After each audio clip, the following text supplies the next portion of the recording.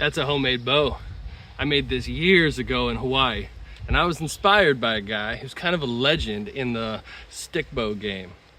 That was Clay Hayes. This is long before he won a season of Alone. Let's make a slingshot for one of the legends of traditional archery. See you in the shop. Here we are. All right. I got a couple of slabs of guava from Hawaii that I still haven't used yet in making slingshots. So in keeping the theme together and just kind of tell the whole story, this bow right here is the first successful self bow I ever made. That is guava. It's all one piece of wood. And I followed along on a Clay Hayes video, a build along kind of deal. He did it with Osage. I used the bow what I had available. In Hawaii, guava is the wood. So I have some guava. Let's make this guy a slingshot. Stay tuned. All right, we're gonna go with my favorite template. It's nice and wide. It's very difficult to get a fork hit on. It's extremely accurate. It's very forgiving, and it's comfortable for a broad range of hand sizes. And it's also doable in both hammer grip as well as finger brace grip. I'll turn you down now, and you can check out what we got going on. So I'm going to trace this, as you can see here, the grain pattern. As you can see here, the grain pattern runs like this, with the fork coming out this way. So I need to make this a little bit cockeyed, and to have enough meat for this fork, we're gonna have to move it down a little bit. We're going to run out of material here, and we'll have to put another like butt cap or something on there to make it a whole slingshot. But for the time being, we got what we need out of this piece of guava, which is perfect. I've got a lot of Osage offcuts, and seeing as how Clay Hayes primarily uses Osage, arguably the best bow wood available to make his bows, I think Osage accoutrement here will be nice. Anyway, that's what we're looking at. Let's get to cutting.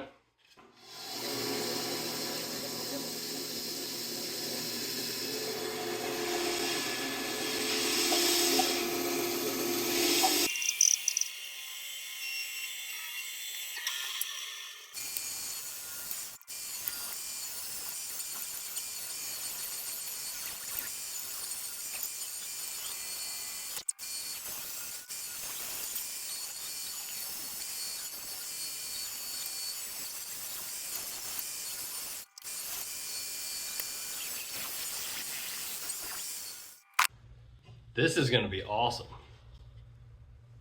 Look at the grain in that. Beautiful.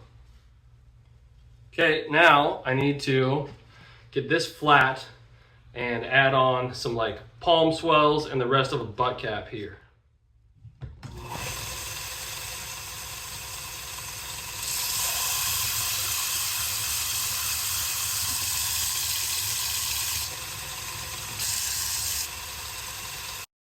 I'll be adding material on all three of these angles. So here, here, here.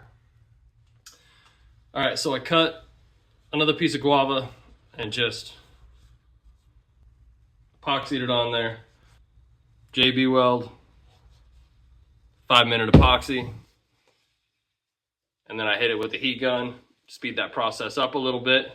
I'm gonna retrace the section of the pattern that I lost there and cut this out on the bandsaw, and then we'll get to shaping. And then we'll put, once we get these rounded out, make them nice round fork tips, I will put on some Osage end grain palm swells. It'll really make this look nice. This is gonna go from like a rough chunk of wood to an incredible slingshot real quick. Stay tuned. I get the forks carved out and nicely rounded first, because this cup determines the symmetry of the whole piece, right? My template is one thing, but like as this goes, some pieces of wood are a little bit harder in spots and softer in spots. I like to get this nice and round, and I can adjust. I leave plenty of extra meat on the handle. I like to adjust symmetry based on this particular cup right here.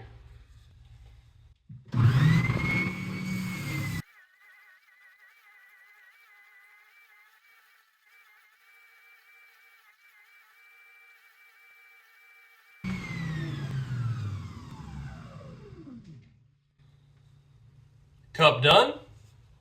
I'm gonna put some circles on these tips. I like 3/4 inch tips on mine, 4 inches wide, outside edge to outside edge.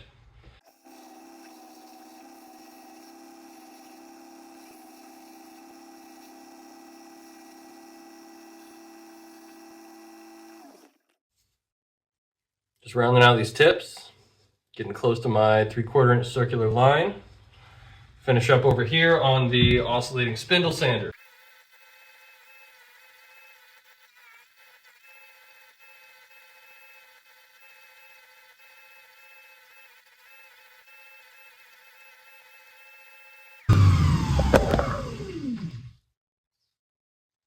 Getting around. Now we got to get these flat faces here rounded out, and we'll be doing that on the big belt sander with this motion here. I'm also going to get this neck down a little bit, but I'm not going to touch the this portion, except for to flatten it out. And then, like, I'm not going to shape it at all. I'm just going to flatten this. You can see there's a little bit of a ridge there. I'm going to flatten that. I'll flatten that, and then we will put our Osage on there. But first, we're going to get this all rounded out nicely.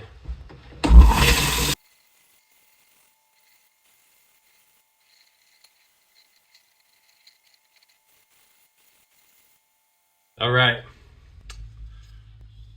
really coming together. Oh, that feels nice. As you can see, I cut a little deep with the saw right there. I don't want to do much more on the belt sander because I don't want it to get too thin right here. So what I'm going to do is take that out with a little bit of a rasp. There's another one there, so I'll get that taken care of. And I'll just do that with a hand tool. That's a pretty easy chunk to remove. And then Osage. And then sandpaper, sandpaper, sandpaper, sandpaper. And I can kind of pinpoint where that material is being removed. That way, you know, if I push this up against a belt sander, this whole thing right here will get eaten up rather than just that spot. And I can still keep the girth that I need right there. And I'm not just like heaving wood off because I don't want a flat spot there. So I'm doing this little like in and out and roll the wrist move that keeps it nice and round, which will save me a lot of time sanding. We're getting there. Oh hey, another bow. That one's red oak. 9 pounds at 15 inches. This is my son's bow.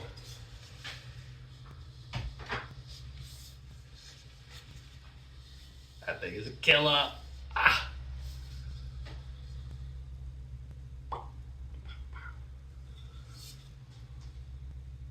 Arrow rest, handle, that's red oak.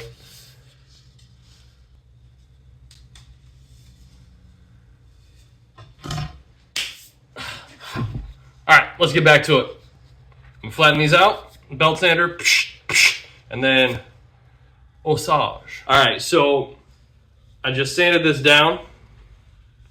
You can see it really narrows out there. It's much skinnier than the thickness of the fork is. But I'm going to put on, you know, a ton of girth and then round this out so you've got a nice round full handle to hold on to. And this thing is feeling sweet already. Once we get these palm swells on there and get these nicely rounded out, should be pretty killer. And in the hands of somebody like Clay Hayes, probably put some grouse down pretty quick, man. shooting a slingshot is a great deal like shooting a stick bow. Anchor point's the same, release is the same. It's like dropping a bucket.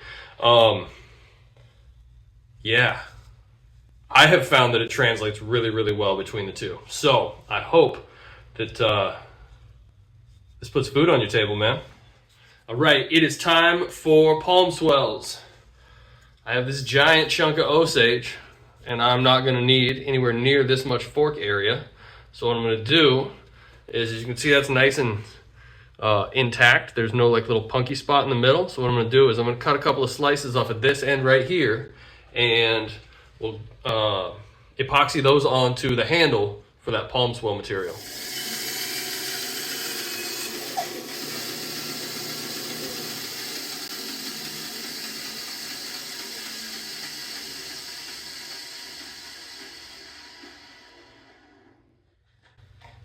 Let's cut that off. That looks a lot like black locust. I don't think that's Osage. I've never seen Osage like that. There's none of like the characteristic honey color. Huh. Weird. I'll pick a different piece. The bark certainly looks like Osage. That top looks orange, but these ones aren't cut into bright yellow.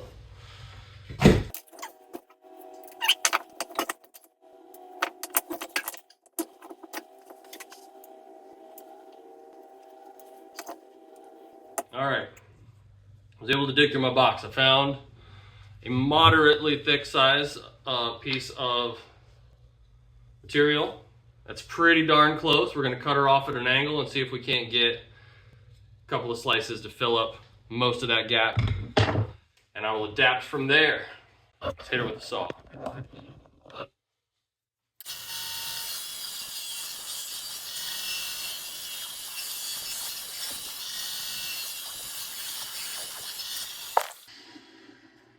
That's the color we're looking for.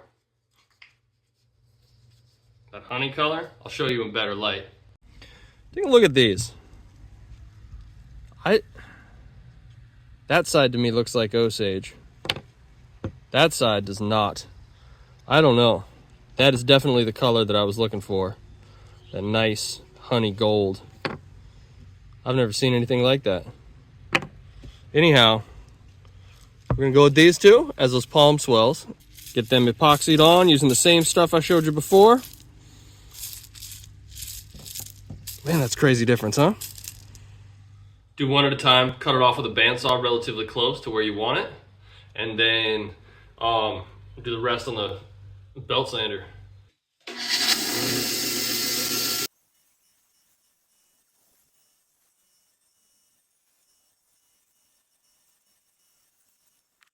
I just take off as much as I can with the bandsaw so that I can save some abuse on my sanders.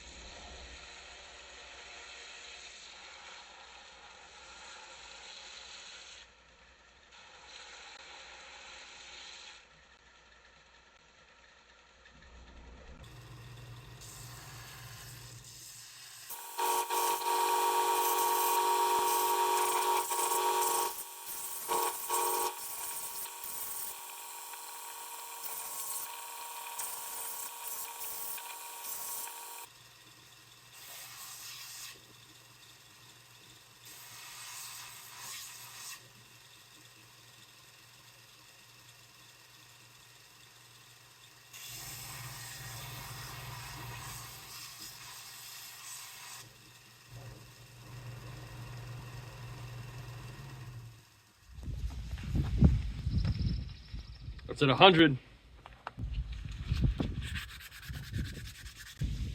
Up next, 120, 150, 180, 220. All right. That's how we're looking at 150. There's this hole here. I'm gonna fill that with like high contrast fill, just super glue and chalk, and then I'll sand it down once it's all dry. That's 180. 220 next. You can see how that fill came out. Looks good. All right, here's the reveal. 220.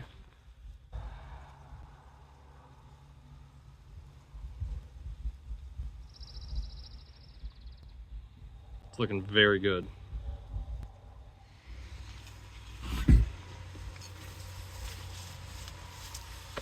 So my camera died, but I've got super glue smeared all over this. I've got it buffed down to kind of a semi-gloss right now.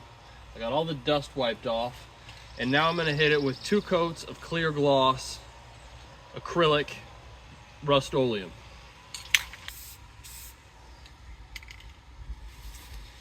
One down.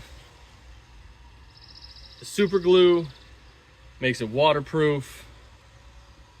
This really puts like a super high gloss finish on it, makes it look like it's dipped in wet glass, and makes the grain pop. It's just a great finish. And if you drop it and ding it, you know, if you go all the way through the super glue, rub a little more super glue on there, buff it out, hit it with another coat of spray paint. Easy peasy. I don't do any sanding or anything in between coats.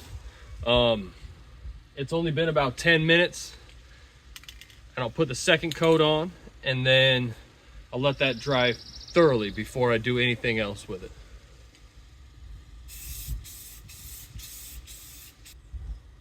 The main thing is to take your time and just don't get a bunch of drips and runs in it. If you try and dump a bunch of paint on it all at once, it gets running, and then you gotta sand it all off and start over anyway. Our final product, nice and glossy.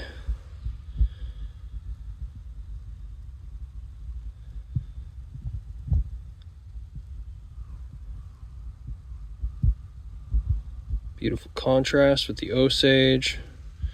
Grain in the guava is nice. Some spalting coming through here and there. All around a very, very nice Slingshot. Made of very, very durable and sturdy material. Down here there's 3 different band sets I'm going to send to Clay. This is an over-the-top Slingshot. So when you draw it, the bands need to come over the top. Everything's held on with a wrap and tuck. Yeah, one last look. I'm also not kidding myself. This is way too nice of a Slingshot to not take hunting at least one time. So I'm gonna put this through its paces and we'll see how it goes. That stump right there looks a great deal like it's flipping me off.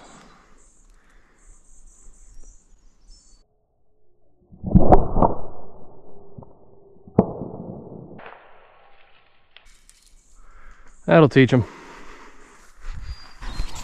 We saw plenty of grouse. We saw plenty of snowshoe hares. But grouse season is closed, and I don't take hares during the summer. We were not able to find any squirrels, which is about the only thing I'm hunting right now. Anyway, enjoy this view. Clay, you got a package coming.